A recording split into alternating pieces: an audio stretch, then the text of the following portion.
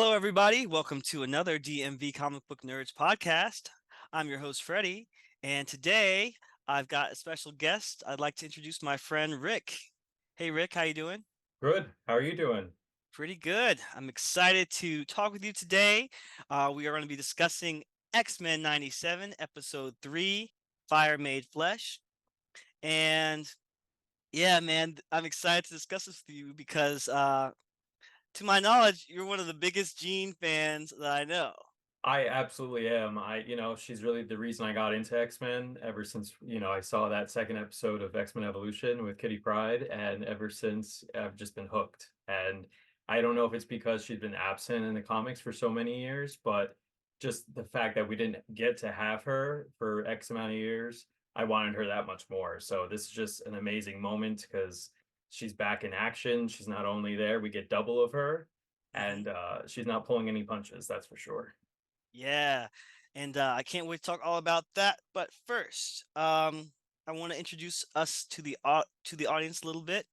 Um, Quickly, I'll tell you a little bit about myself. Everyone, my name is Freddie. I am 35, and I identify as queer. And love to talk about the X-Men. If you listen to previous podcasts, you'll hear about my history with the X-Men. Just been reading the comics for a long time, watching all the shows. So that's a little bit about me. Can you share a little bit about yourself, Rick? Yeah, so Rick Datscobanta, and I'm a gay comic book writer and webcomic artist. And I've been following X-Men, like I said, back in 2000, and got hooked on the comics shortly after, and I've been dying for an animated series. I never actually thought I'd get another one in my lifetime. So I'm just so fortunate that, you know, aside from the monopoly that, had to happen, we are finally getting to see our favorite characters on screen again. Absolutely. Like now, are we the same age? Yes, so 34. Okay, a little bit younger than me. All right, but yeah, we are like right in this target demographic, I think, for this show. I mean, we might be on the younger edge of it. I think I think so. there's a lot of 40s and Gen X people who grew up with this particular show because I know you and I were pretty big fans of X-Men Evolution, like you said. And but that doesn't mean we're not fans of X-Men Oh yeah, it 92. was just a gateway drug, evolution first, and then we got all the action after. Right, right. Like I think I did see 92 first, like a few episodes here and there, but I definitely got hooked on Evolution. So 100%.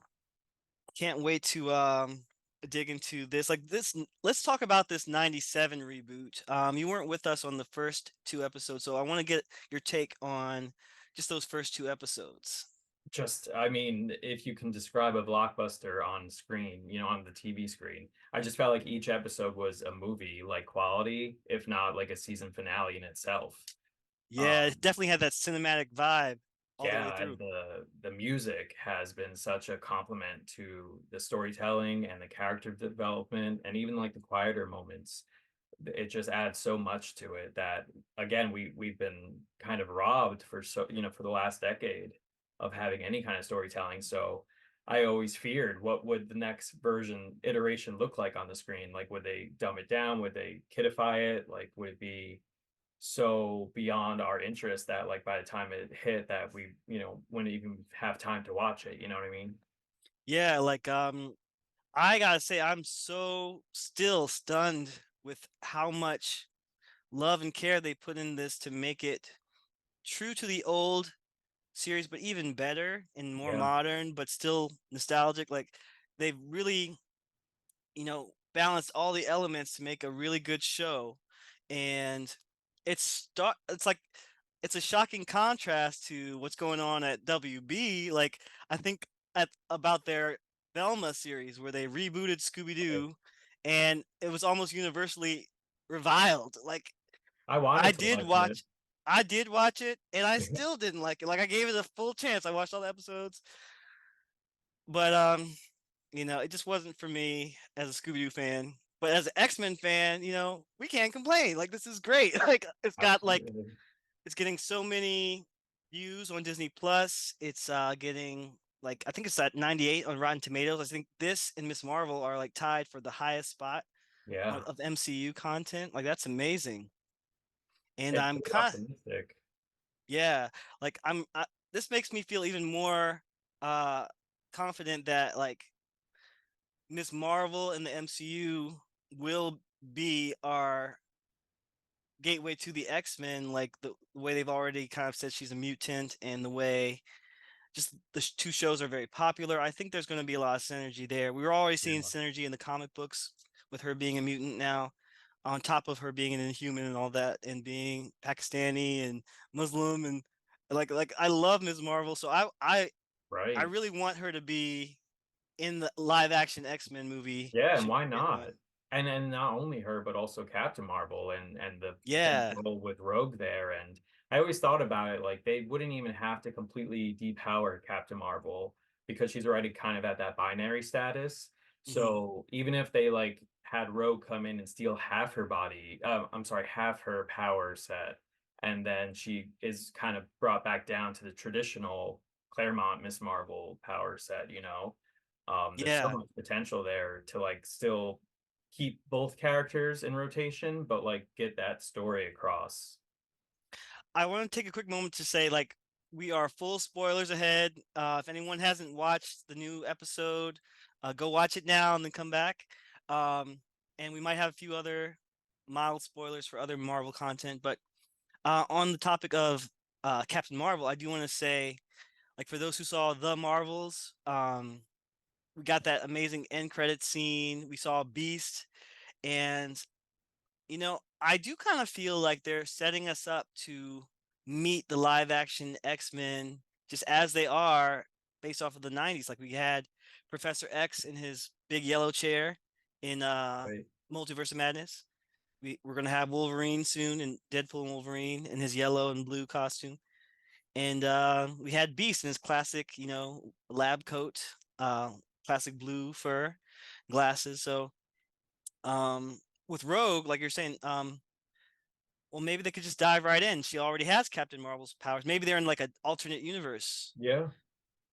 Yeah, I or mean, who knows who else we're gonna see in that Deadpool movie? I mean, there's gonna be tons of cameos. I know there's already been kind of hinting with James Marsden and Famke Janssen, and I'd love to see them all. Like as many times as they want to come back, we're glad to have them. yeah, like I gotta say, just last year I was a little bit concerned about Rogue in particular because in the Secret Invasion show they just introduced Gaia, who is, you know, um, a Caucasian lady with short brown hair, and like, and then she gets everybody's powers, and like Captain Marvel specifically, like it was almost like a Rogue copy. Oh, I didn't watch that. Like it was I don't know how intentional that was or not, but that's what ended up happening. And That was in a uh Secret Invasion? Wow. yeah, so like, so the MCU does already have a character who has multiple people's powers, but we want the real Rogue. We don't want a Oh yeah, I scroll mean, they're not version. going to not introduce her. I mean, and then you also have the people that say that Wanda and Jean are very much alike, which they're not. And I don't know why they're being depicted any which way. Like it's totally different power sets. Hmm. But I understand like the special effects, there's only so many you could do. Yeah. I will say this series is nailing it with the special effects. Every Yes. character has a different sound for their power, a different effect, just the chemistry of the powers, and I think from the first, what was it, the first episode, the combo Wolverine and Gambit finally power, that's a video game move right there. Yeah. So cool. I don't think we've seen that before. Like I've never Oh, seen that before. It was like a new version of the fastball special. This was like yeah. and it included Morph too, so like Well, I just think of very X-Men cool. Legends. I don't know if you got to play that too often, but Oh that yeah, I you played that be back in able the to, day. there was some sort of like thing where you like multiple characters hitting at the same time would like score you extra points or whatever it was. Yeah, yeah. Like I love how they're like borrowing like the video game Yeah. aesthetics for these characters, especially with their powers, and everything looks great. The Um, animation, right? so good. Like we said before, cinematic quality. Um, well, any other thoughts before we dive into episode 3? No, I mean, I guess that wraps up. I just want to give another shout out to the animation, whatever they did, because I know there was some apprehension it was going to look very much like Secret Marvel What If, the Hmm. series. And I don't know if they then layered over 3D animation with the 2D cells or, whatever they did to translate it, it is phenomenal. And it adds so much fluidity. And I feel like they're able to go to such heights that they wouldn't have been able to achieve with traditional 2D animation. So I definitely want to give a shout out to those artists and animators and the writers, of course. Agreed. Yeah, like it's it's so cool. Like I'm glad it didn't look like What If. Like What If isn't bad animation, but I'm definitely as an individual more drawn to 2D animation. I've always had a love for it since I was a kid. And so the more I look at the show, the more I think, yeah, a lot of this is 2D animated, hand drawn. It looks like to me, at least. There are some scenes, especially action scenes, where they might have more of the 3D models, and it Mhm. looks pretty seamless. I'm not gonna complain about it because it looks really good. Good. So I love it so far. But let's go ahead and dive into this episode. Um, Fire Made Flesh. All right. So just a quick summary of this episode is that we learn right away, which we already knew, that Jean, or the Jean who we've seen thus far, is not really Jean. It's a clone of Jean, and this new Jean that has shown up is the real one. Older by And like a day. it was funny, they didn't really mention how old clone Jean is. Like B said that he was carbon dating Right. them. Like how much time did he have to carbon date their hemoglobins? Oh, I know that. I mean, and like you said, was it a week? Is she a week old? Is she just a day or two later? Or She's got to be like at least a year old as a clone because she's had a baby. Like she's had 9 month pregnancy, presumably. Um, so she must have gotten replaced at least sometime before that. I think they're kind of hinting to maybe back to when the Phoenix saga happened. Like that's usually kind of yeah. like a inciting I mean, event. they definitely left it vague on purpose, which I actually respect because I was dying for an answer. I was like, I want to know exactly when, pinpoint this direct, like when I got to know right now. Yeah. But leaving it vague leaves there's just so much more potential and open-ended questions. Are Gene and Scott really married?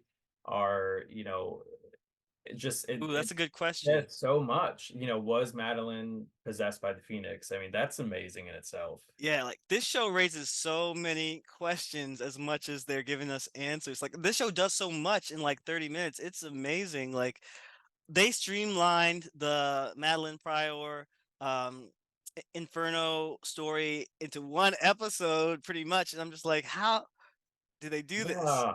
And I have to say, upon first watch, when I watched it like 4:35 a.m. this morning, just to avoid any spoilers, Hmm. um, I was a little harsh on it. I feel like when you watch an episode the first time, there's so much pressure, especially if you're a reader of the comic books, that everything they don't put on the screen, like you're disappointed about. Hmm. But then when you watch it the second time or the third time, uh, you can really respect what they were able to accomplish within those 30 minutes. And they went right for it and they got rid of everything that they didn't absolutely need.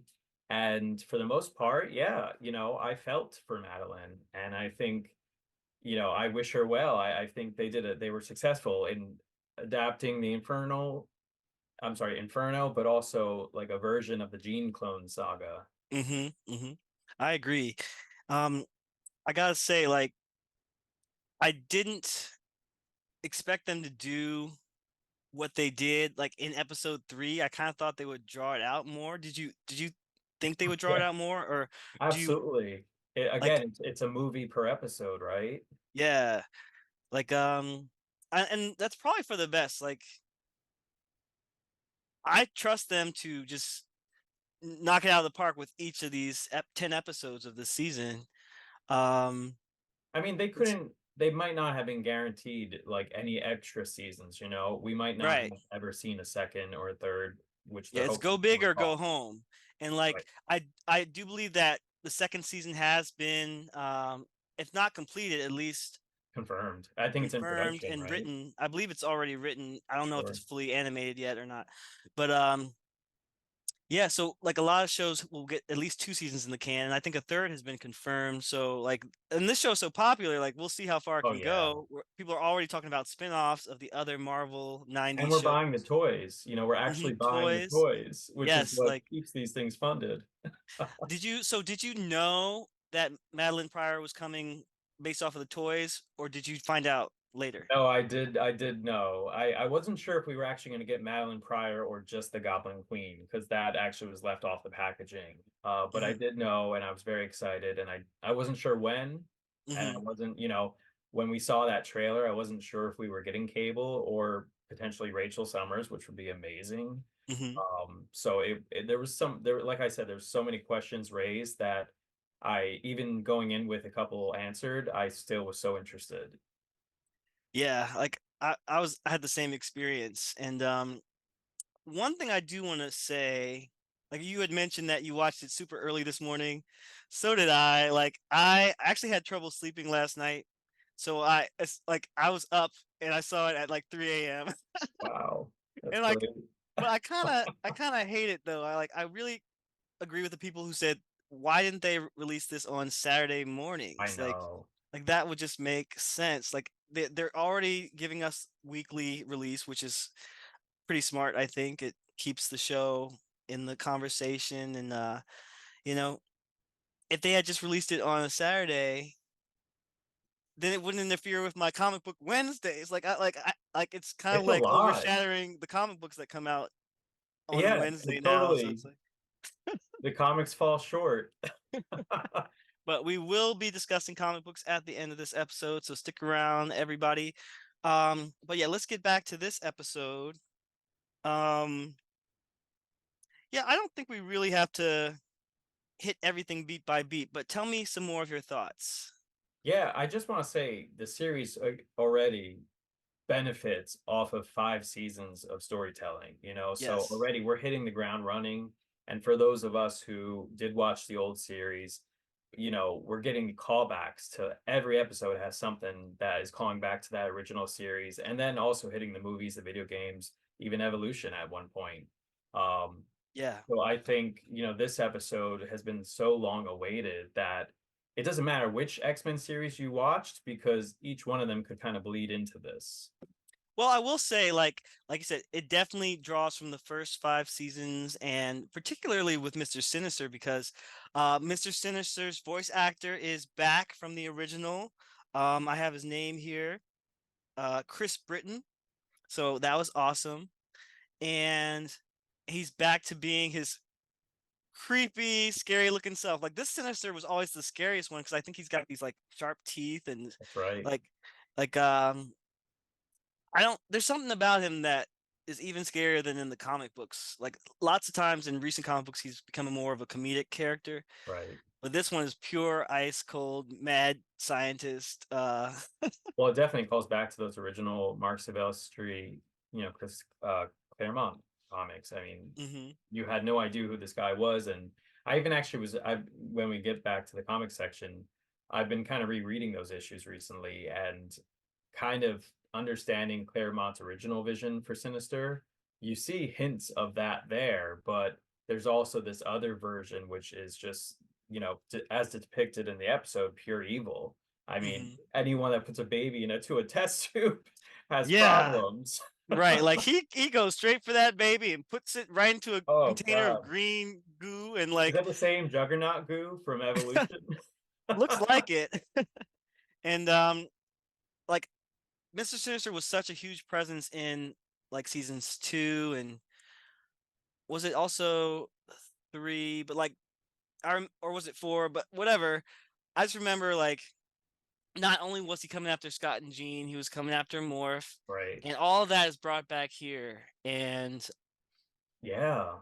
just the way that they streamline the storytelling. They tell you everything they need to know, but it's not like weighed down with exposition. There's lots of action. Um, like there's still some soap opera elements. Like the story moves at a good pace, I thought.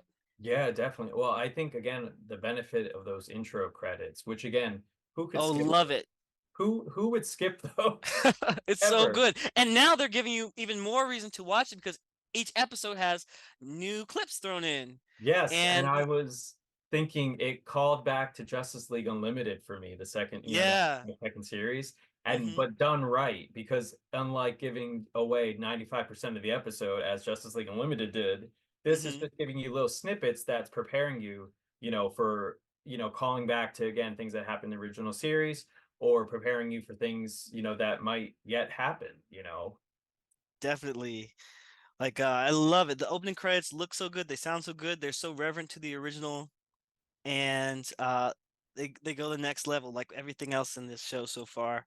Um, did you have a favorite moment in this week's credits? I did. I think I liked the expanded.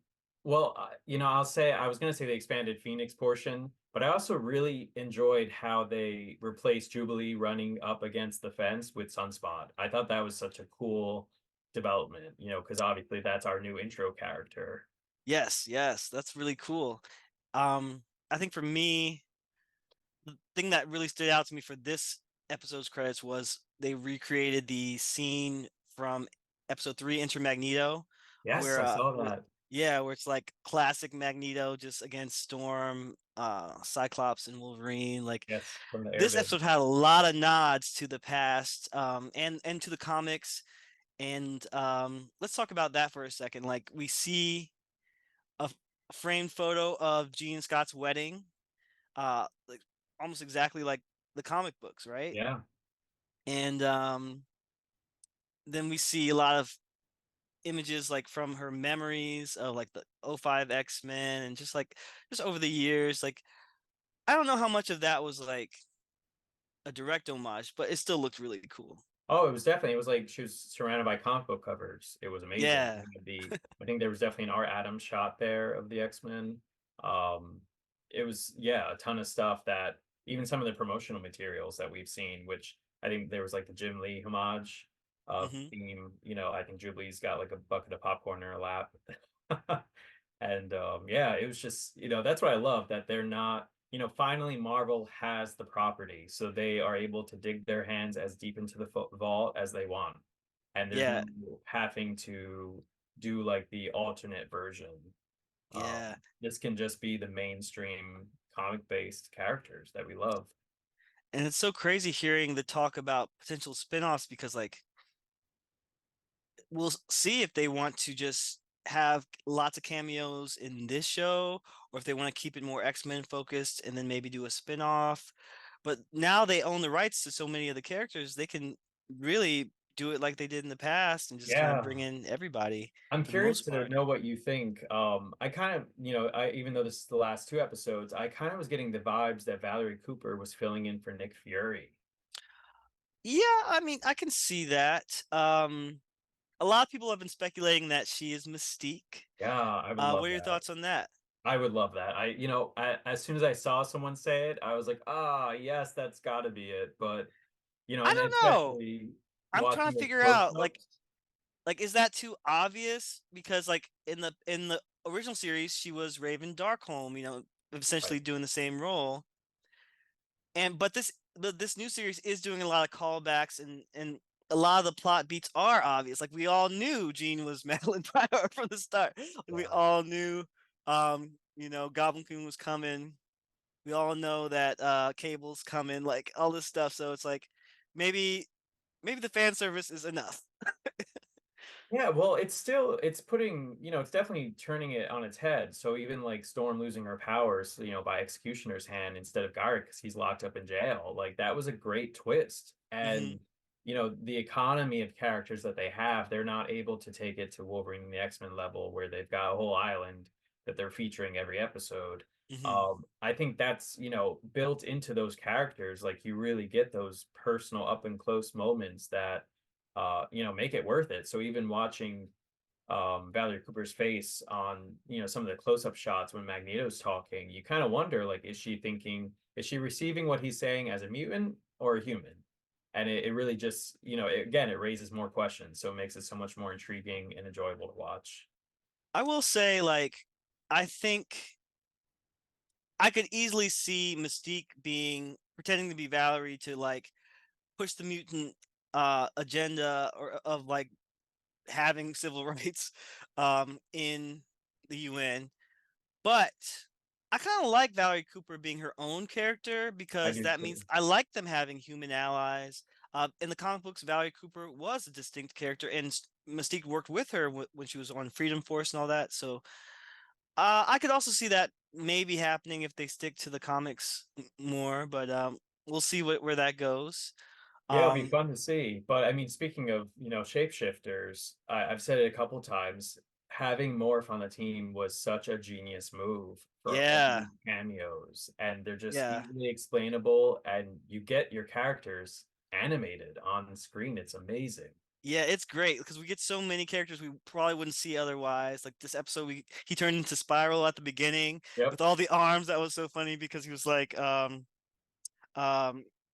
Show what of was he hands, doing? right? Show of hands, yeah. And he came up with the name Gene Doe. I thought that was pretty clever. Yeah. Um, I kind of want to call Clone Gene like because they hadn't named her Madeline Pryor Right. until the end. Out in my notes, I was just calling her Mom Jean, like Mom That's Jeans or good. something. That's good. I was doing non-gene, you know? Non Jean. And like at the very end, once Madeline became herself, she was wearing those mom jeans, and she looked good in Yes. them too. That's right. Yeah, she loves that high waist. Pulled right But up. I do want to talk a little bit more about Morph because he also turns into magic, Yeah. and then when Goblin Queen kind of does a little The hex mojo on on her. him, yeah, then magic turns into Dark Child, which we know from the comics, from Limbo and all that. So like this raises so many questions, but at the same time, it's really cool to watch. Any thoughts? Yeah, I mean the depiction was just it felt so much truer to the comics, even, down to the accent of actually, trying to nail that. Hmm. Um you could show the effort they put into it. And again, if you I wish we lived in a world where Inferno got a whole season because it deserves it. If Yeah, not, it could carry a season. You're oh right. Like sure. that's why I guess we'll have to wait and see until this season is over if it was worth cramming it into one episode or if it was kind of like Yeah. As rushed. long as they have more stories to tell, I guess, right? Yeah, yeah. Like we're already burning through like Trial of Magneto, Life Death, Yeah. Inferno. Like don't use it all up, guys. I know. It's precious material. But again, But it was just so great to see Magic, and I even thought the same thing with Lady Deathstrike and hmm Psylocke. and Colossus and Oh, Blob and all that. And Archangel. oh, that was a cool scene. That was Um, cool. but on the topic of Morph, we have to discuss his scenes with Wolverine this episode. Like Homoerotic. totally homoerotic. Like it was like, wow, I didn't think that they were gonna go. They I didn't did. think we were gonna see like naked Wolverine shower. We also got blood this episode, so all bets Yeah, are like off. it's crazy. Like they definitely have leveled it up quite a bit. Now, I I do have to say, like, it's interesting because this show, I wouldn't say it's a subtle show. Like a lot of this stuff that's going on is very obvious. Like the bigotry they're facing, Yeah.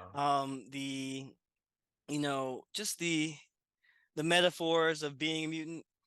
But on the same token, it's kind of very subtle. At least when it comes to describing these characters' relationships. hmm Um, and What did this you is think about across the that board. line with Morph? When it was Sinister Wolverine speaking about I know the truth, everybody knows the truth.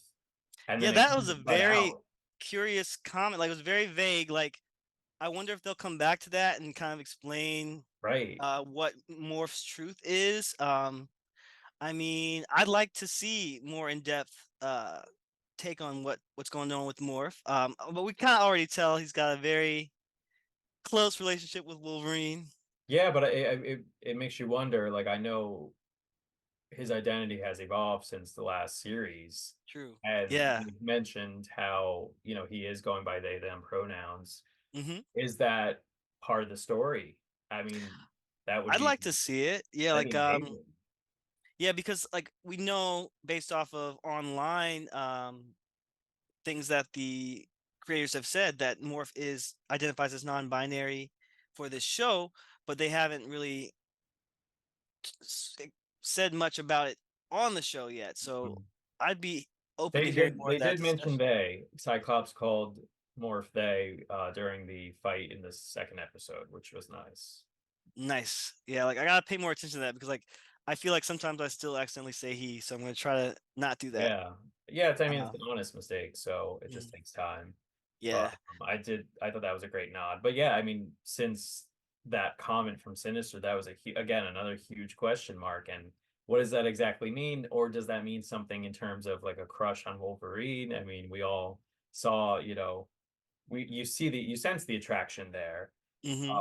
But speaking of attraction, I do want to get your thoughts on what did you think about Wolverine's relationship with Maddie as Jean versus Jean as Jean?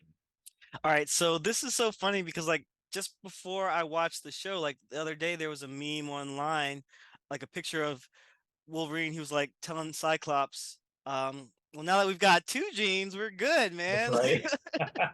He Like already got one, yeah, anchored one for down on the each of baby. us. Yeah. And it was also kind of funny because we do get a scene where Wolverine is like having a he's helping real Jean just come back to Yes. awareness. Wasn't And that an evolution nod though, with Gene and Scott? Focus on me. I mean, I kind of oh also a last stand-ness, but that also was a nod to evolution. yeah, I was thinking more Last Stand, but like you said, that definitely happened in Evolution and like um with Jean and Scott, but like the whole Wolverine Jean thing, like it's interesting how uh I like what they're doing with it so far. Like it's not taking over the show. It's not really getting in the way of Cyclops and Jean. Cyclops and Jean have enough problems of their own as of this episode because now we've got real Jean back. But Yeah. I was a little surprised. Well, not a lot, but a little bit surprised that Madeline, um, you know, basically had a full circle moment in this episode. Like she was Hmm. like I at first I was surprised that they decided to say that she didn't know she was a clone. Like that was an interesting twist to me. Like what do you think of that? Yeah, I mean, that was not what I expected. So I think that's great storytelling. Yeah. It does harken back to the Gwen Stacy clone, you know, the that storytelling device. But Hmm. I think again it makes sense, especially with how we see Maddie in the comics nowadays, which she does have the combined memories. Hmm. So it really was wrapping up about what we would say 30 years of comic history all Yeah. in 30 minutes. Yeah. Like But it made so sense. that's what I'm saying. It's full circle because like she went from thinking she was the real Jean to realizing she was the clone to having her full dark evil moment Uh, and then kind of coming to her senses enough to like claim her own agency and decide, I'm gonna decide how I'm gonna end this story. Like I thought that was pretty powerful how like when it came down to the end, when they got the baby Nathan back and he had the techno organic virus, like Scott was, he was struggling with like letting go of baby Cable, giving him the bishop to go to the future and get a cure. But Jean was like, "This is what we have to do, and I promise he won't forget us. I'll give him some memories or something." And then she went her own way with Jean's blessing at the end. Like it was like this was more care, I think, for her character than we see sometimes in the comic books. Because like Maddie's had it pretty rough oh for a yeah, I lot, a mean, lot, long time. he gets to live. Yeah, When does that ever get to happen? right. So there's that. Yeah, there's that. And yeah, it was definitely a full story character arc, which again is really impressive to squeeze into a full, only 30 minutes, but it was very fast paced. And again, upon first watch, it was hard to swallow at certain points because we were made to believe that this was Jean. There were definitely some clues. As soon as she was talking about leaving the X-Men right away. I'm like, okay, that's Maddie. She wants Yep. out of here. She has had enough of Charles's bullshit. Yeah, we said the And, same thing on yeah, last episode, and like, um, it could have gone either way, but you know, I I'm glad. Like, I didn't have too much resistance to it the first time I watched it. Um, like I just think all three episodes so far have been like stellar, and yeah, like I think I love seeing Jean's origin for the first time in this animated canon, where she meets yeah. Professor X, and they included Annie in the car accident. I couldn't believe we got Annie. I mean, we got Annie. Yeah, like that's deep cut Claremont right there. Like, Wow, we didn't even get that in the last stand. nope. I think we did get in Dark. No, we didn't get it in Dark Phoenix. They kind of put her in a car accident with her parents. That's right. So Oh, that was horrible. I it mean, was. Kinberg, please, please stop. Just stop. Get away from the Dark Phoenix saga and you'll live a better life. You have to Yep. let it go. Um, but I will say that one of the best lines I've heard, probably since that WandaVision line where they talk about grief being love persevering. Mhm. Jean's line about mom and dad say, I think too much.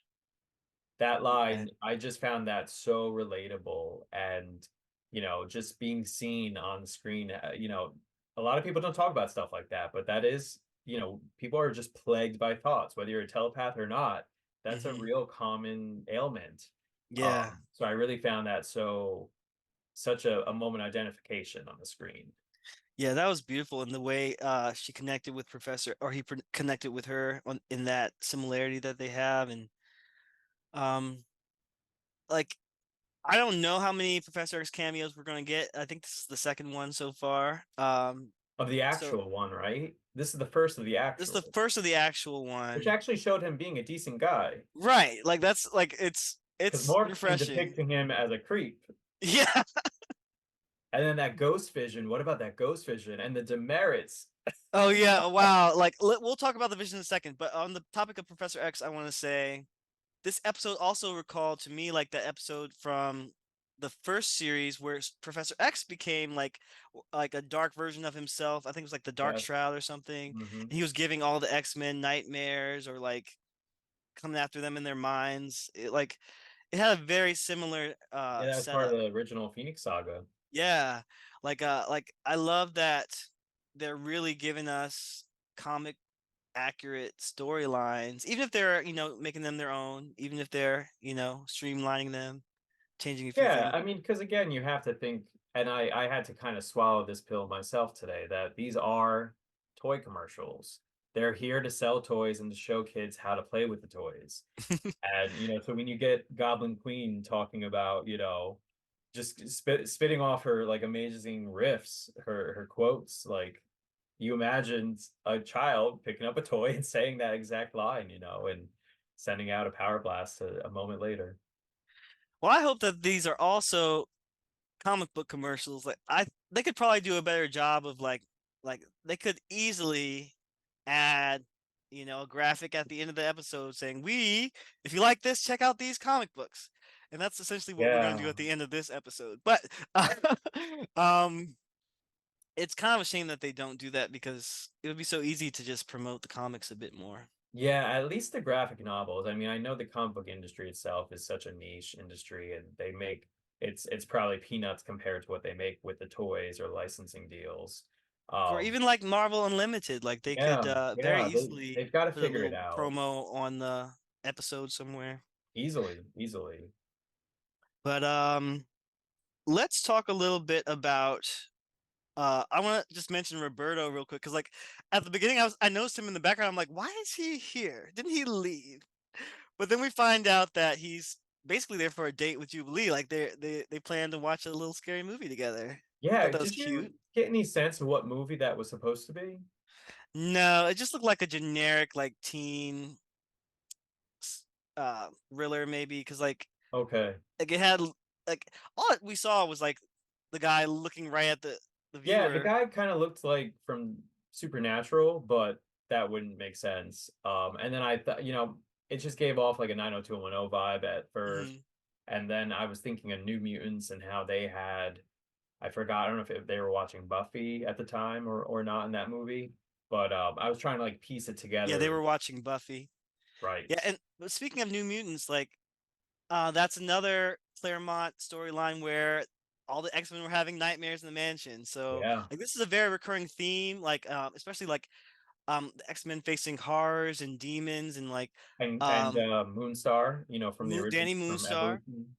Yeah, and that episode of Evolution, and I just think it's interesting. Like, I gotta say, there is one X-Men animated series that I have not really watched. It was the X-Men anime from 2011, and Yes. I'm fixing that now. I'm kind of going to watch it now. Have you seen it? So I started it when it first came out, and it was very much like X-Men: The Last Stand in my head at the time. So I had a hard time, getting too far into it. Then when I listened to a podcast and they talked about it, and watching it along with that, I was like, oh yeah, this is actually really good.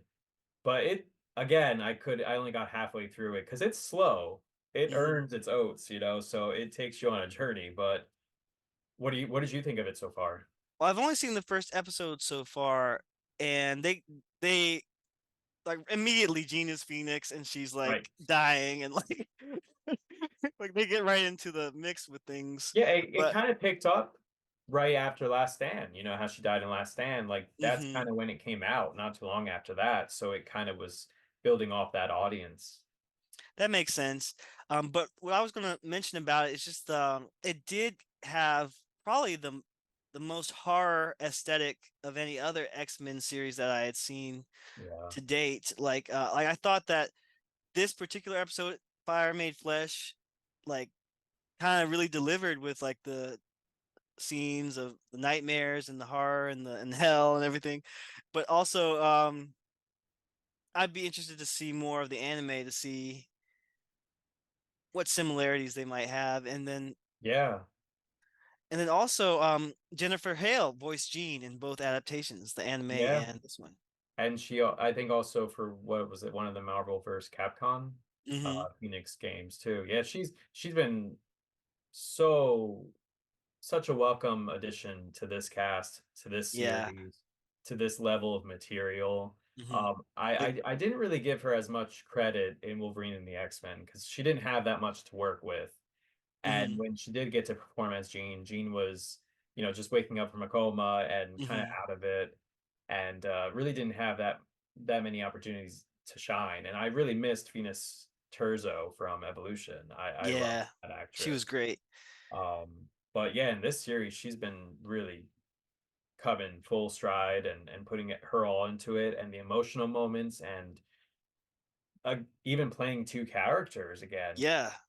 I mean, or I'm sorry, not again. Catherine Disher played Jean and Phoenix in the original series, hmm so kind of having that duality, but now to two different characters in this series is it's such a callback and a homage and an honor. Yeah, and even within Maddie Pryor herself, like Jean, Jennifer Hale was able to give her so much range, like from being, you know,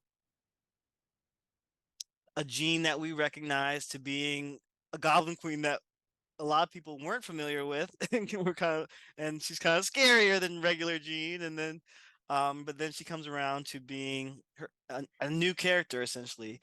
The one thing that I didn't quite get was where the name Madeline Pryor came from. Like, I'm glad that they gave it to her before the episode ended, but I kind of wish there was some kind of reason, or like why did she Yeah, choose it that name? was Do you that was know? definitely fan service. I think they took so long to have it, to give it to us. And then when it came, I think the line right before it was that she was beyond Jean Grey, and then it was Madeline Pryor. So I don't know if it was trying to play off of that or if there was something that I missed myself. But yeah, it kind of came out of left field. Even though I'm glad she took it, claim your name. That's I mean, yours. it would have made more sense, like in the context of this episode, if she named herself Annie or something. Yeah, Like or even just waited. yeah, I have to Like if she find out comes who back I in a future am. episode and calls herself Maddie, like Oh, I hope she comes back. Oh, please. yeah, I I I really expect to see her again before the season is over, but if they don't, then that's I feel like that'll drop the ball. Yeah. But also, what did you think? I felt like they drew so much inspiration from Mutant X, Madeline Pryor, Goblin Queen. The effects specifically, the green fire, and I don't know too much about Mutant X. Can you share oh for me and our listeners? yes, you have got to. Oh my, that's one of the original series I picked up. It was coming out probably when I started picking up comics. And it's just the most alternate reality version of the X-Men you could possibly find. So you've got Bloodstorm instead of Storm. You have Okay, I do know Bloodstorm. yeah, she had crossed over into mainstream for a little while. And then there's a vampire version of Archangel called the Fallen. It basically took like different moments during X-Men history and said, what if, what if Storm actually did, before come under Dracula's influence? Or what if Bobby, as Iceman, lost control of his powers as he did in X Factor? He was being threatened with that. So yeah, it totally, so this other world, Jean never really came back. So Madeline Pryor was Marvel Woman, and then she became the Goblin Queen. And instead of the Phoenix Force in this series, they had the Goblin Force, Mm. which was also really cool for this episode because I felt like a lot of the motifs and the aside from the magical girl transformation, Yeah. it did call back a lot to the Phoenix, and even how Scott was trying to talk to her as if she was Phoenix, fight it with the power of your mind, and then she just flicks him across the room, throws a fire blast at him. It was such a callback to so many different influences, and it just brought it all together in such a synthesis that I could hardly believe it. Again, I had to watch it 3 times. Yeah, so good. Um, so to speak more about the nightmare scenes, the hell scenes, like give us some more of your thoughts about that. Yeah, I feel like it if anything, I wish it went on longer. It also reminded me of the Teen Titans animated series with Raven when she loses control, Mm. and how her nightmares, they're not sure how it's. I think it's like Toy Masters, the character in that episode, and they think it's a product of his, threat, but it turns out to be Raven and bringing all these nightmares to life. So I think with Madeline, it was great that she somehow knew, she's telepathic, so she knew what these characters' greatest fears were. So she was bringing Sinister in. Wolverine in the shower. What was that about? And then Yep. also the Rogue and Magneto Savage Lands shot. Woo, that was wild. That was something. That was really Like poor blowing my Gambit. mind. Yeah, poor Gambit, right? Although I thought it was really weird how in this episode Magneto and Rogue are there in the beginning when we learn about Jean Doe, but then they're gone, Yeah, and where then they they take come off. back and they're like, "Sorry, I was gone." Like, where were you? The whole time they were in Yeah. hell. And Like, and Rogue says a line. She says, "I should have been there," which mm-hmm. again is a callback to what she says after the Phoenix Saga when Jean is piloting the space shuttle, which In was where? the original series when Jean is in the hospital bed Oh, I forgot and about Rogue is that. having, she feels bad about it because she was on a special mission, and Gambit's like, you were on a mission. Don't worry about it. I forget about that because Rogue was not there in the comic books, and that's the No, she version that I think wasn't. about the most. Um, so like it's interesting how they always kind of do this like They had to they're sideline her. yeah like they always kind of reorient comic history to the 90s team, It's weird. and that's why I'm wondering about Magic, and I'm still wondering about Kitty. Like I mentioned this every episode because I'm like, are we gonna get a Kitty Pride cameo that we've been waiting for forever? Does she fit in anywhere like between before Jubilee came? Like, Yeah, she was the one character we didn't get from the original series, and and it's that was such a because shame because Pride of the X-Men was like all about her, yeah, and and that then was I before that think it got was like canned. a bat embargo where they're not allowed to have mentioned the name Kitty Pryde. I feel like they could do it now if they wanted, but it just They have to. but like I mean, it's that could be a good thing to feature even on that video game episode that's coming up. So maybe that she'll pop up somehow. They yeah, brought Maddie Pryor. I hope we get a cameo but if we get a cameo, fans are gonna want more, so we might end up like begging for like her to become a main cast member. Who knows? I'd love to see her showing up and it's like her and Jubilee competition. I think that would be so great, especially if Kitty's established as like a past member and she's, coming back for a visit and everybody's kind of fawning over her. Like that Jubilee would be so pissed off. Oh yeah, yeah. Like I'd love to see that rivalry. Like I do want her to be older than Jubilee. I want, um, and if they bring in more New Mutants, that'd be great. I love the New Mutants. Um, Unfortunately, the movie wasn't like up to what I had hoped it to be, but that's a whole It was nother a lot. conversation. It was a lot, but they could have done a lot better. hmm Um, but yeah, I was really impressed with how most of the nightmares this episode had a personal element to them. The only one that didn't, I guess, was like Beast. Like he just ran to like a doorway with a giant Yeah. monster. So that gave me callback to a couple things. So it almost seemed like a Miyazaki monster from, say, like Spirited Away, like hmm one of those kind of designs. But it also called back to the Morrison when Emma and Jean are going into Xavier's mind, and the tongue like rolls out from the side of like the castle. I don't know if you remember that or not. It was like the silent issue. Yeah, I remember that issue. Yeah, it just kind of called back to that for some reason in my head. And other than that, I don't really know anything any relation to that or what Mm. it really meant. I think it was just kind of like a fun, like visual. Spooky. By that time we were kind of like digging into the plot. Like Beast wasn't like a main player this episode, except for like giving us the science of what was going Yeah, on. he's actually the master of exposition in every Yeah, episode. If you need an answer, you go to Beast. And he and we goes got on plain as and we got day. a classic. Oh, my stars and garters. Yes, Like, we did. Yes, we did. And we got um, poetry this episode, yeah, he mentioned Dante's Inferno. He mentioned Lewis Carroll's Through the Yes. Looking Glass. Like, um, Jabberwock and all that. Like I thought it was cool. I love Beast in this series. I love that we have classic George Buser back at voicing him. Yes. What a Um, what a treat. but also I loved Bishop. We got to see Shard. Like his nightmare involves his sister Wow. Shard. Like we got the barest hints of Bishop's storyline here, but I loved every minute where he's like, "Oh, you're working on my time bracelet to get me back to the future," and like, and it all did lead up to the moment at the end where he's taking baby Nathan, and it's like for comic book nerds like me, I'm like, this is hilarious because um for those of you who are familiar with the what era was that? Where he and Cable were fighting over Baby Hope. It was like Oh, right, right. Oh, geez. The Messiah Complex? the Messiah Complex and the Second Coming and all that. Yeah, Like, it was like 2010 or something. yeah, like in that time in those stories, Bishop was evil. Like he was trying to kill babies. So like he's the last person you want to give your baby to, Right. at I wasn't least even based off thinking of about those that. stories. But That's in this great. but in this version, he seems pretty trustworthy. Like I think he'll take care of baby Cable, which is hilarious. Like because Yeah, in the old series they didn't have much of a connection. They were just like two random yeah. time travelers working at opposite ends.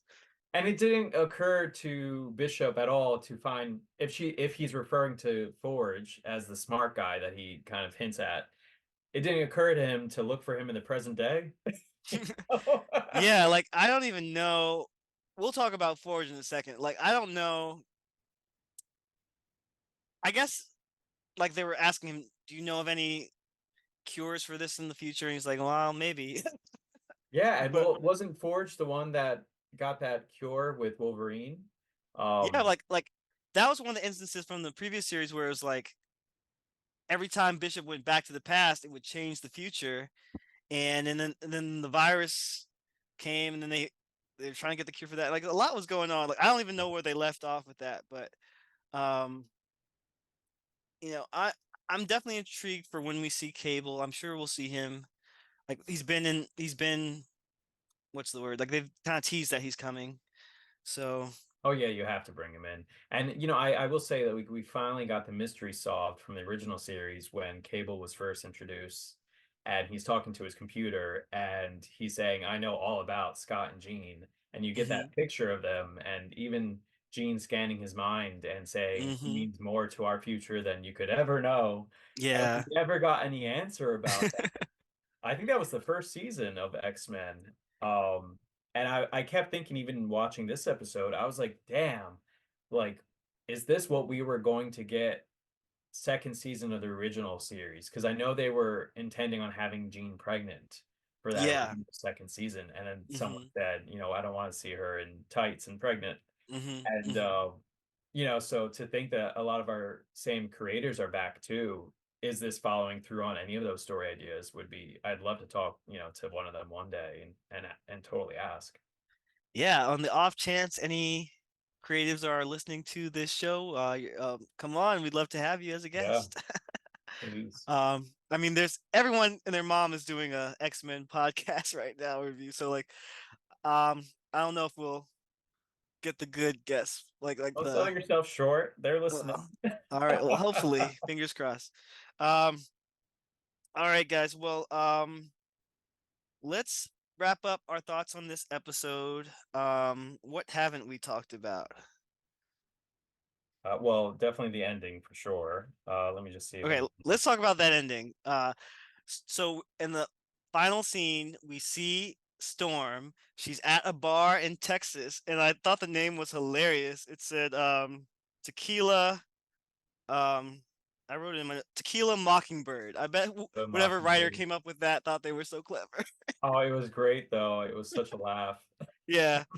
And so she's at the Tequila Mockingbird, and Forge walks up to her, introduces himself, says he's a friend of Charles Xavier, and he wants to help her get her powers back.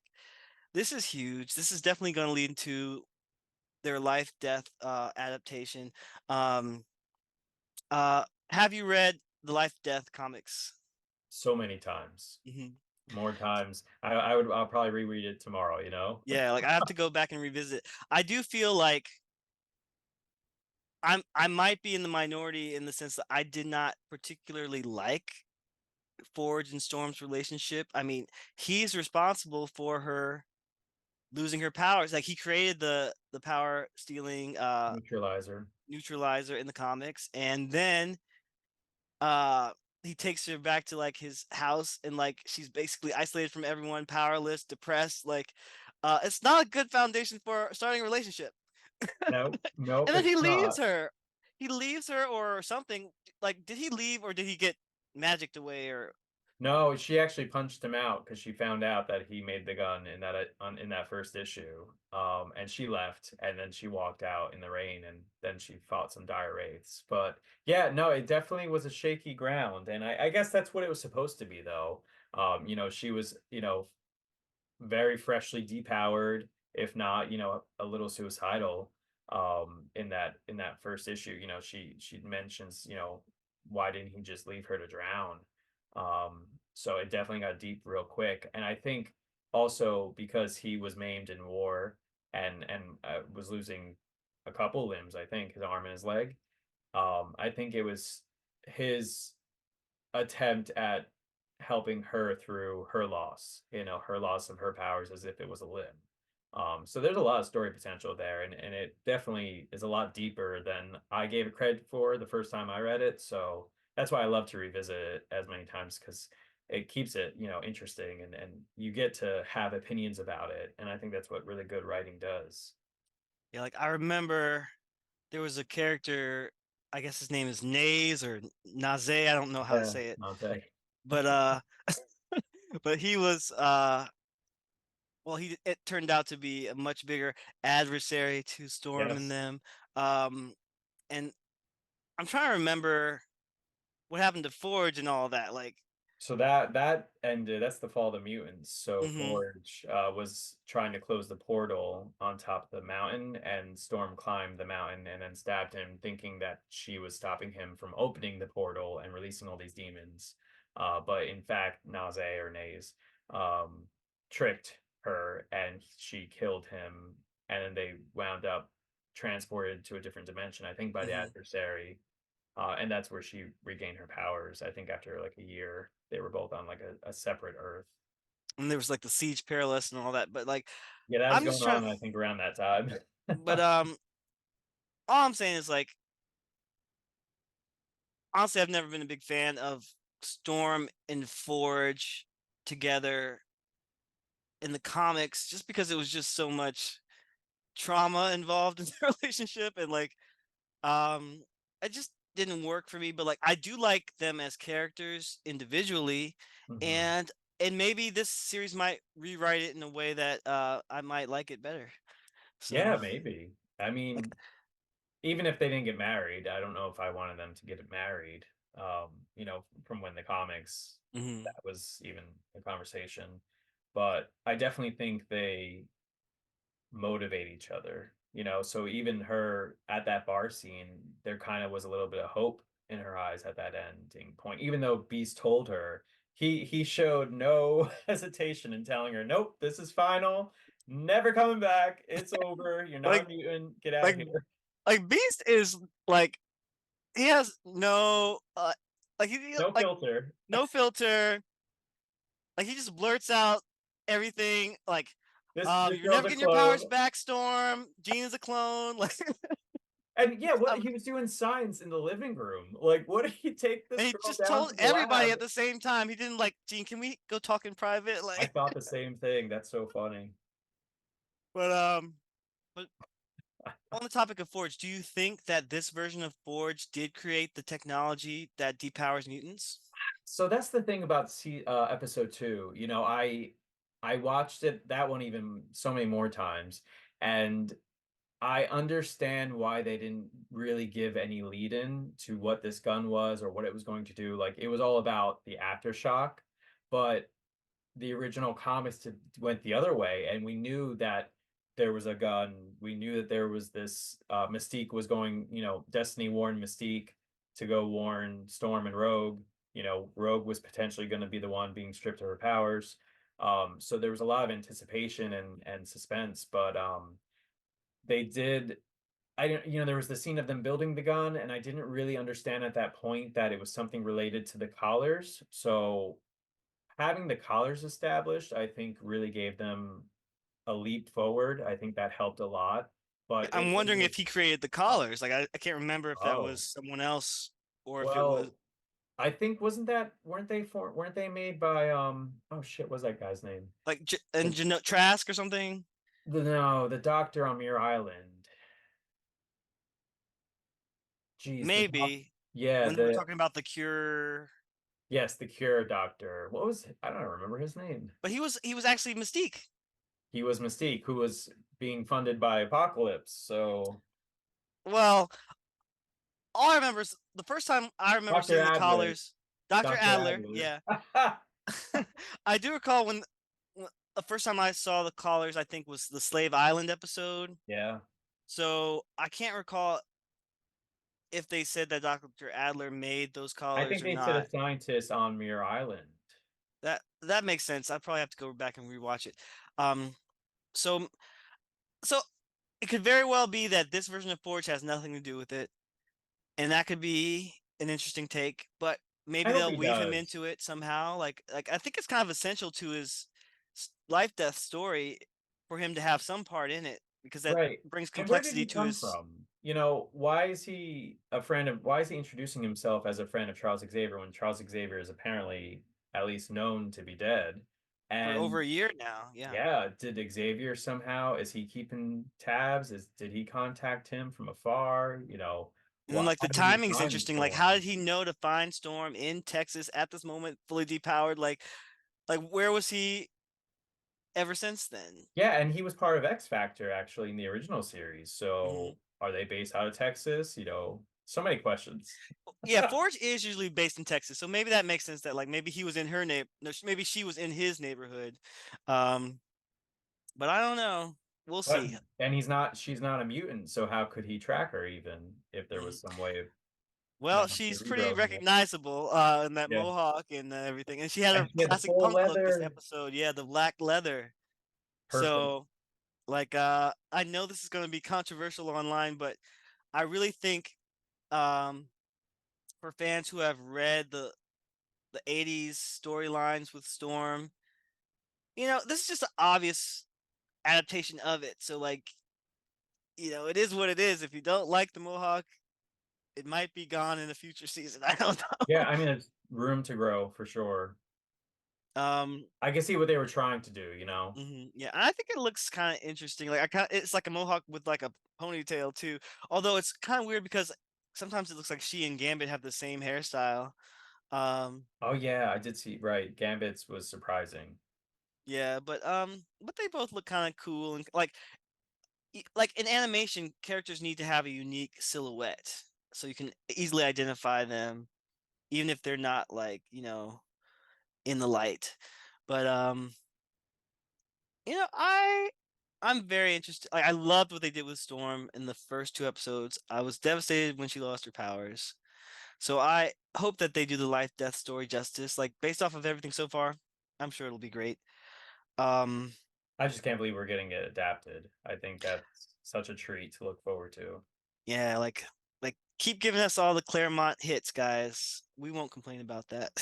I wonder if Claremont's watching this. I don't know if he watches cartoons or not, but I I would mean, he's definitely be usually pretty interested. tuned into what's going on. Like he was involved with the X-Men Dark Phoenix movie. Yeah, the movie, Um right? Like, I wouldn't be surprised if he is watching it, but whether he likes it or not, I mean, I hear he's a little bit curmudgeonly these days. Um, Well, he's the source material, you know, he's the blueprint.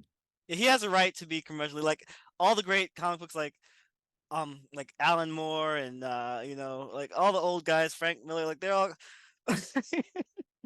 like they're veterans of comics. They've got huge legacies, so it's like they have a right to their opinions. Absolutely. Absolutely.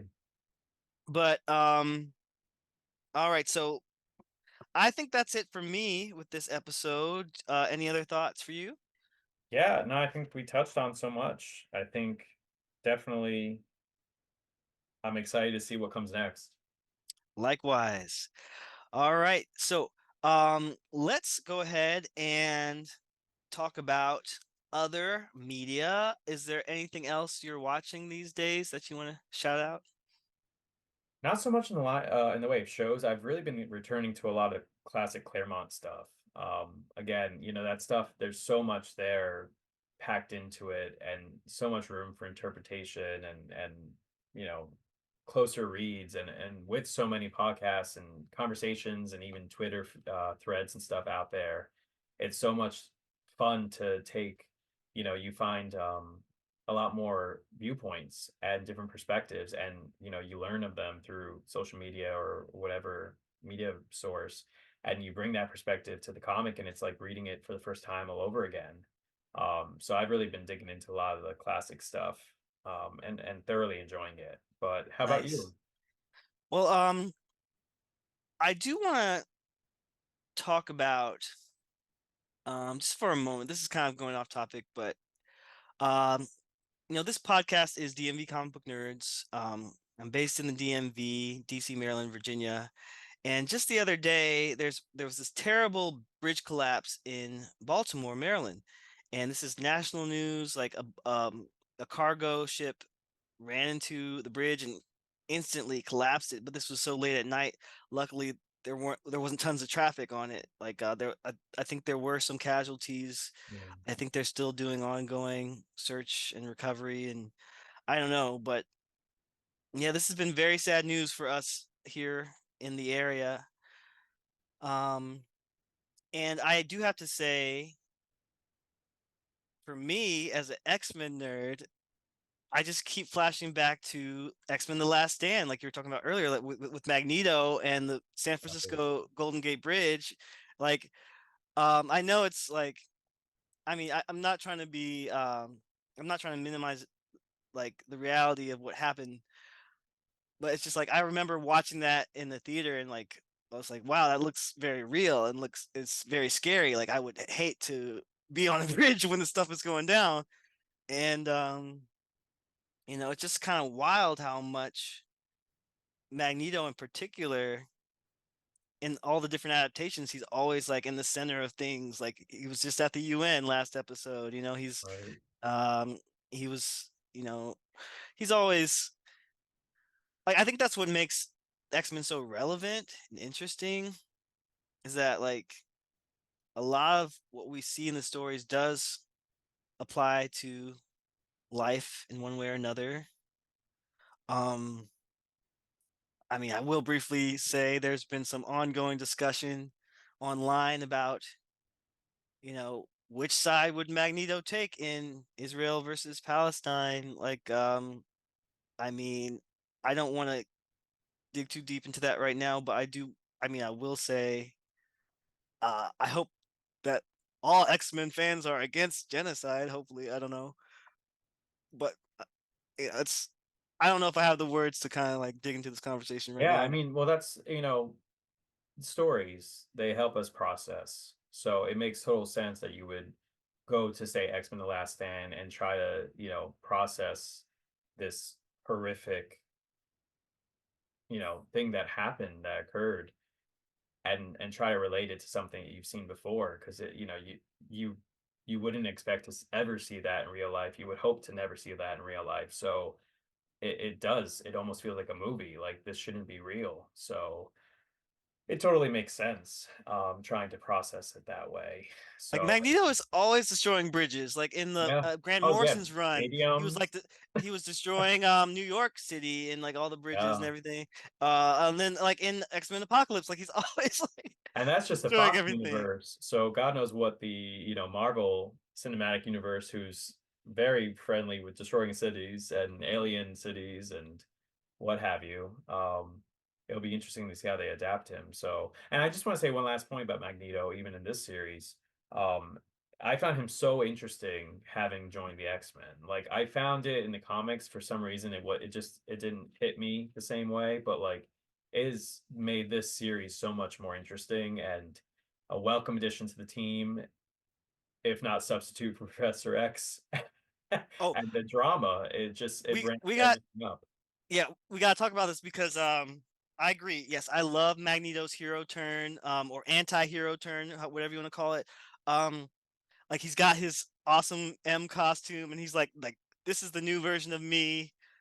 I am uh kind of a superhero now. I'm leading the X-Men. But ever since episode 1, I've been wondering like did Professor X really leave everything to Magneto, or was is this another facet of Sinister meddling with them, or like There was what that do you whole think? book. Who wrote that book? What's in that book? What did it say? It was Right. Like handwritten. who makes an entire leather bound will and testament like and, Big ego. um but also I do feel like if indeed Professor X left everything to Magneto, this is huge. Like this adds to all of the queer subtext between them. Yeah. Like And there was a hint at that. there's lots of hints in like every other scene he's talking about Charles and the love that Yeah, Charles the had for love they him, and shared. yeah, What? and like I almost just wish they would go ahead and make it explicit. Like what is stopping them? Yeah. Well, I mean and we kind of what about know. that?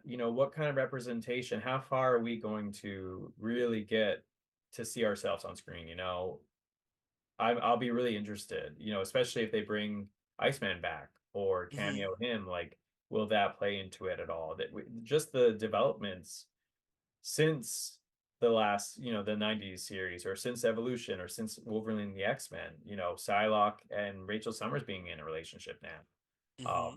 So many Like different why like angles. we have not gotten explicit um mentions of Magneto and Charles being, more than friends in the comics, nor the shows or the movies.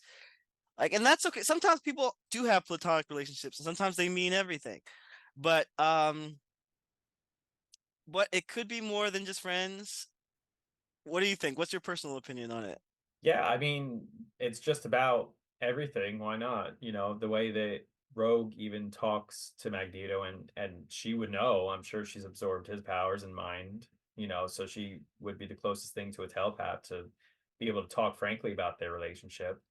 I definitely, And to they seem to go be back. intimate as well, like or have been intimate at some point. Like Yeah. that's another subtle kind of thing that they're doing where like, yeah, this show is um it's rated PG, but there's a lot of moments that could be taken either way as far as how close these characters are getting to each other. Yeah, I just love that they're digging into it and Mhm. actually showing relationships, even to that degree. we're getting the hints. And it's very Claremont-esque. It is. They really are paying major props to that source material. All right. Well, let's go back to the topic of what we're reading. You had mentioned you're going back to the Claremont source material. I want to mention that um, if you are a fan of this episode, and I know you are, Rick, but I want to see if our listeners are aware of the issue where we finally get the secrets of Madeline Pryor. So this was Uncanny X-Men number 241, and this issue was actually published the month I was born, like Are you kidding? February 1989. So this is like I came into the world the same time that baby Nathan kind of came into. Well, like he's on the cover of this issue. I have to go reread it, but I have read it before. Like it's kind of interesting to me, just like you know, I don't know if that's a good omen or a bad omen. Like No, this that's comic coming out cool. when I was born. Yeah, you should look up the month, the comic book that the X-Men comic that came out on your birthday month. I want to know Yeah, what I that will. is. But yeah, so I definitely recommend reading that comic, reading the whole Inferno saga, um, or just reading Uncanny X, reading Claremont's run. Like you might want to start from the beginning if you haven't read it yet. Yeah, you're doing yourself disservice waiting any more time. Mhm. Just start reading it now. Yeah, and you'll have all the insights that we have into what's going on in this show. Um, Another thing I want to mention is the current comic books. Okay, so this week we've got some new comic books coming out. Lots of X books. I haven't read any of this week's books yet, but as far as the X books, there's a new issue of Wolverine. There's a new issue of X Force. I think this is the final issue of X Force number 50. Um, and then there's a new issue, Rise of the Powers of X number 3. So but the big one, this is the big one for fans of the of X-Men 97.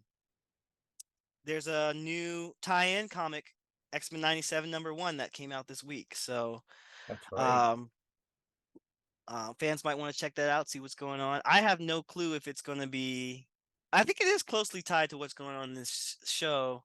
Yeah, I wasn't, and it was supposed to be a prequel, A leading up prequel? to the show. Yeah. Oh, that's interesting. I'm pretty sure. I saw one snippet online that kind of it made me question whether it was supposed, if it was trying to be like an adaptation, kind of like that original comic series was, where it was literally word for word the Mhm. episode. So when Yeah, I uncovered these comic books, I'm like, great, more stories to add to the X-Men 92 world.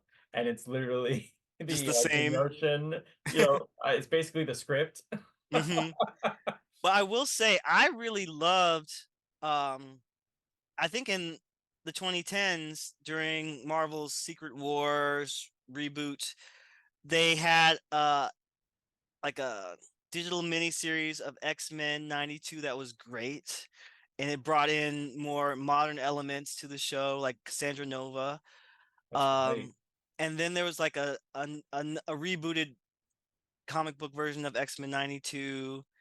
And then there was a Krakoa version of X-Men 92. Um, I think that's what it was called, like X-Men 92 Krakoa or something. I don't know, but it Yeah. was good. I liked it because they streamlined the whole Krakoa saga in like 4 issues, and then, like I would love to see elements of the current Krakoan era show up in X-Men 92, like have their own version of it. Maybe next season. I don't know. But I don't know if they're going to do that. I think Bo DeMeo has been openly critical of it.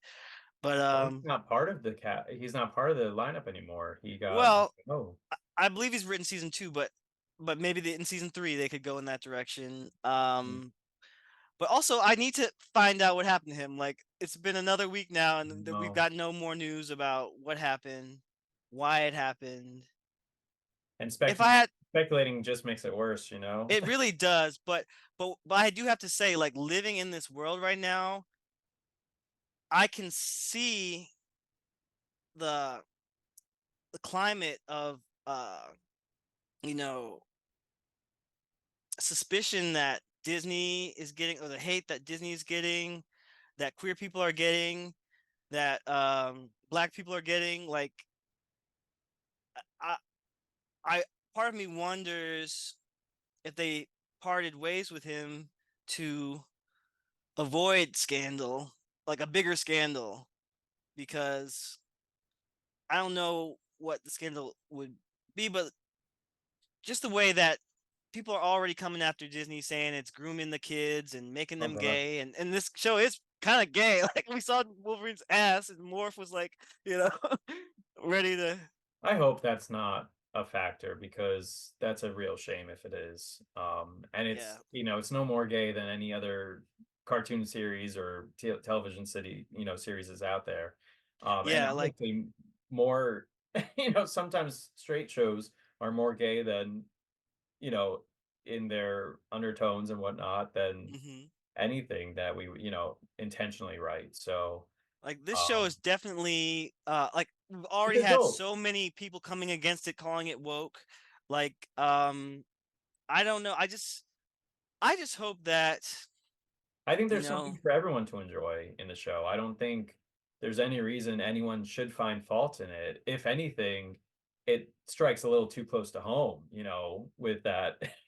See, episode 2 was pretty rough to watch hmm at certain points. Executioner is definitely nobody to mess with. and that's been very frustrating to see online. Lots of people taking Executioner's side, Yeah. like what's going on, like as a long-term fan, I've seen this over and over. Like I'm not surprised, but it is disappointing every time, where it's like, guys, stop taking the side of the bigots and the villains. Like it doesn't Yeah, make any well, he sense. was honestly a believable villain, hmm and that's scary. Yeah, and they were taking reference from real life. Like a lot of people have said, it's basically like January 6th, that Right, insurrection on but the set in the UN. 90s. Isn't that, hmm like, kinda crazy that this is something that very closely happened in our lifetimes and very recently, and here we are, depicting it in the 90s, and, you know, if it hadn't happened, we would be like, "Oh, that could never happen," just like, the pandemic, that could never really happen, but it Oh my God! happened, But when you look back at the old X-Men series, the whole virus, and like right? that was basically like COVID unleashed, when the apocalypse was like, ha ha ha, I'm gonna kill everybody. But no, but hindsight is 2020, and like I think that's the beautiful thing about this show. Like, yes, it's nostalgic, but it's also bringing modern sensibilities to Sure, what it's was contemporary. old. Yeah, and it's just very interesting, and we'll see where it goes.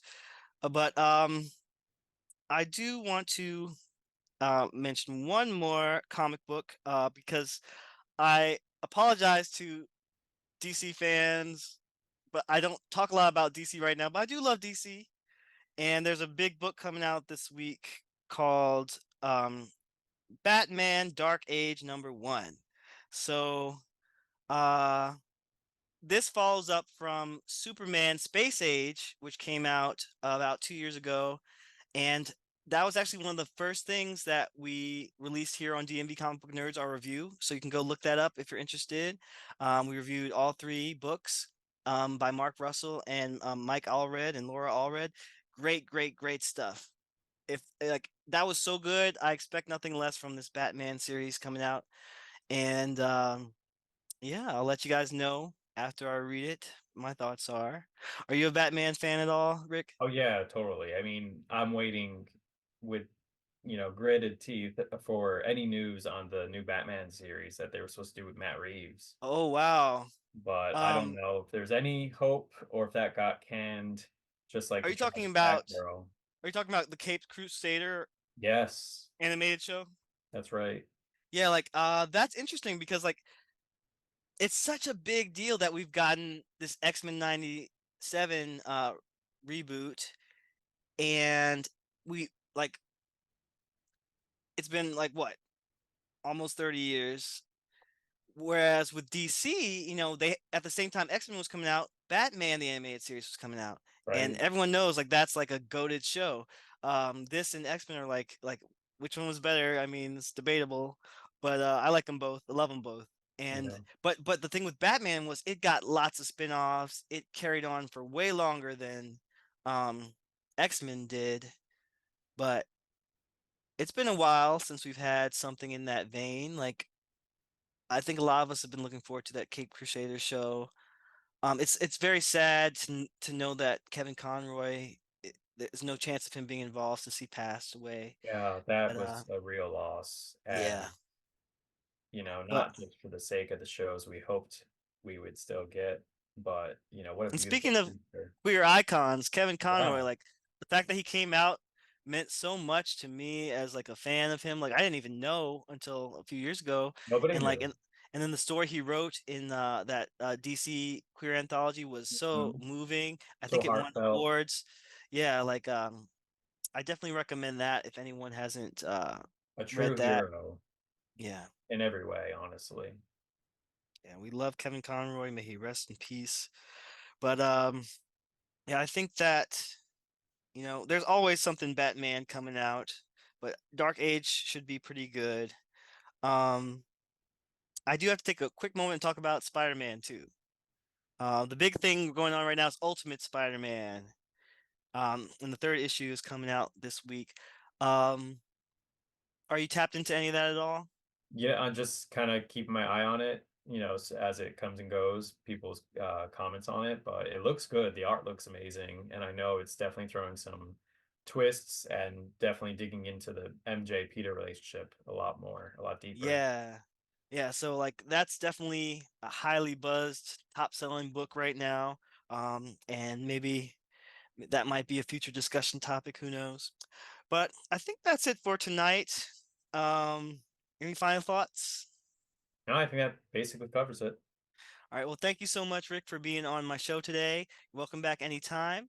And thank you, Thank you. listeners, if you've gotten this far. Like, you guys are the best.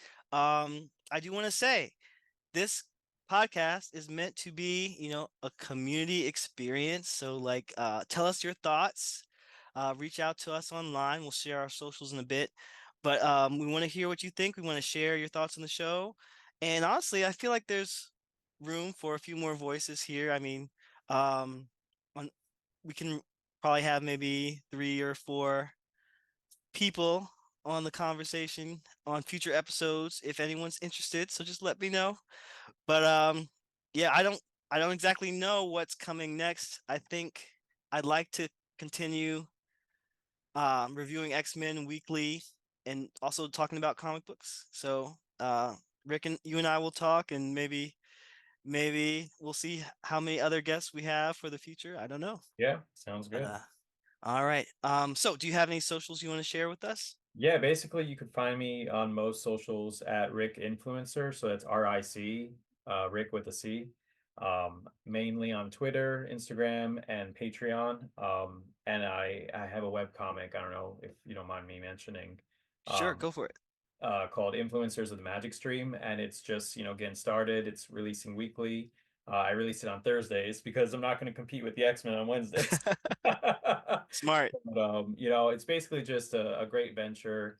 I've been heavily inspired to go back to my roots as an artist and do everything by hand. So, not only illustrating but coloring and lettering by hand, and it's like a total throwback, callback to the original Marvel days of the process and how they used to do it, and it's just such a Yeah, rewarding undertaking. So I hope it shows in the work, and I hope you enjoy it. And if you do, let me know. very cool. All right. And you can find me at DMVCBN on most platforms, primarily Threads and I guess Twitter. Um, but um, you know, our podcast will be, as it always is, on Spotify, Apple, and YouTube. So please share, like, subscribe, all that good stuff. Uh, Let us know your thoughts, comment, and hopefully we'll be back next week with more X-Men talk and comic talk. All right, everybody.